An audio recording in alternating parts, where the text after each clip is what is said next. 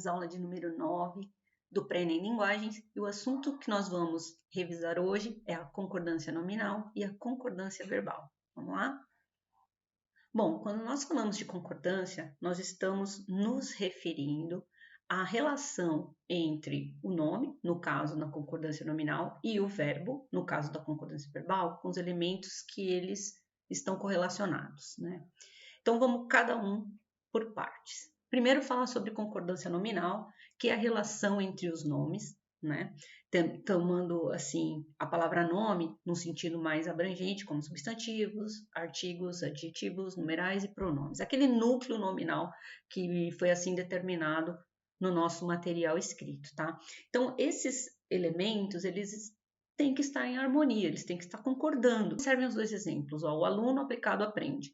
Nós temos aí todo um conjunto articulado de maneira harmoniosa. Tem o substantivo aluno, que é o núcleo, né, da frase, e relacionado a ele o artigo masculino o e o adjetivo aplicado também no gênero masculino. Você transcreve essa frase para o modo feminino, você tem que articular os elementos também para que haja a concordância entre eles. Então, a aluna aplicada aprende. Então, vamos estudar alguns dos casos mais interessantes sobre concordância nominal. Lembrando que no nosso material tem tudo muito mais detalhado, tá bom? Então, por exemplo, quando eu tenho dois ou mais adjetivos e um único substantivo, como é que a gente faz essa concordância? Um substantivo caracterizado por mais que um adjetivo, ele pode concordar da seguinte forma. Primeiro, colocando o artigo antes do último adjetivo. Então, adoro a comida italiana e a chinesa. Ou colocando o substantivo e o artigo que o antecede no plural. Adoro as comidas italiana e chinesa. As duas formas são corretas. Obviamente, você deve ter um conforto melhor em falar de um jeito ou de outro. Então, é importante saber que existem essas duas formas, até para você não achar que está fazendo errado. Com relação a dois ou mais substantivos e um único adjetivo, o que a gente faz? O adjetivo ele deve concordar com o substantivo que está mais próximo. Por exemplo, que bonita pintura e poema. Se o adjetivo vier depois do substantivo, ele concorda com o substantivo mais próximo ou com todos.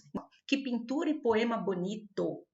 Que poema e pintura bonitos. Então, ou você concorda com os dois, né? Ou você concorda com o que está mais próximo, tá bom? Lembrando que na língua portuguesa, quando nós temos dois elementos de gêneros diferentes, um elemento masculino e um elemento feminino, o plural é sempre masculino. Essa regra não mudou na gramática, tá? Então, apesar de tudo que se vem falando, ainda a regra é essa. Então, muita atenção para não se confundir na prova. Questões com números, olha só. Números ordinais. Antes do substantivo, deve se comportar da seguinte forma: o substantivo pode ser usado no singular ou no plural. Então, a segunda e a terceira, casa ou casas.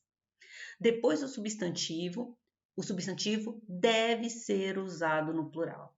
Então, as casas, segunda e terceira.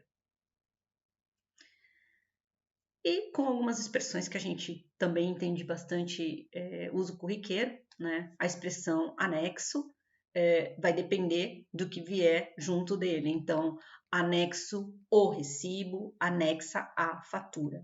Já a expressão em anexo, gente, ela é invariável, tá bom? Então, existe isso. Você poderia falar, o documento vai em anexo. Ou o documento vai anexo à procuração, por exemplo, tá? Com a expressão bastante. Muita gente desconhece, mas a palavra bastante tem plural. Se for advérbio, ela é invariável, mas se ela não for advérbio, for um qualitativo, um quantitativo, ela tem sim, tá? Então, bastantes telefonemas contam bastante bem. O primeiro caso, ele é um quantitativo, no segundo caso, ele é um advérbio. Meio e meia, outra questão que também concorda com aquilo que está ao lado. Então, masculino, meio copo de leite, feminino, meia xícara de leite. Já menos, ao contrário do que muita gente pensa, só tem essa forma, menos e ponto. Não existe menos, por favor, não existe menos. Então, menos alunos, menos alunas. Lembra disso, por favor, não existe menos. E com as expressões é proibido, é bom, é necessário, a gente tem uma variação dependendo de quem está acompanhando, tá? Então, elas são invariáveis se não tiver nenhum artigo acompanhando a palavra que vem na sequência. Se vier algum artigo, elas vão variar de acordo com masculino ou feminino, normalmente. Então, é proibido entrada de cachorros, por exemplo. Agora, é proibida a entrada de cachorros. Tá? Então, presta muita atenção nesses pequenos detalhes, porque são eles que fazem toda a diferença numa interpretação e numa redação, por exemplo. Tá bom? Nosso material, como eu falei, tem muito mais coisa. Vale a pena você fazer os exercícios e conferir tudinho. Com relação à concordância verbal, nós temos que a relação entre o núcleo do sujeito e o verbo. Olha o exemplo, o aluno diz a verdade, eles dizem a verdade. Então a gente precisa também prestar bastante atenção, porque na língua portuguesa existem algumas armadilhas que podem levar a uma concordância verbal errada. Trouxe aqui alguns casos em que a gente tem que ficar mais atento, né? Então, quando a gente tem um sujeito simples, que é aquele que tem um núcleo só, o verbo tem que concordar em pessoa e número com esse sujeito. Então, a faca corta, as facas cortam. Quando o sujeito é composto, mesma coisa, ele concorda em número plural, no caso, com o sujeito. A faca e o garfo cortam. Isso daí é uma regra básica, tá? Porém, em alguns casos, nós temos situações distintas. Com a expressão mais de um, o verbo concorda com o numeral que acompanha. Então, mais de um aluno falou, mais de 2 alunos falaram. Prestar muita atenção quando a situação é de reciprocidade, tá?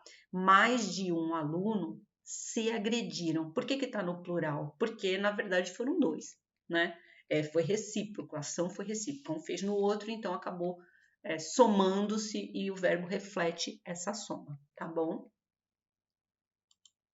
Com sujeito coletivo, embora a ideia seja de mais de uma unidade, a gente tem que prestar bastante atenção às situações.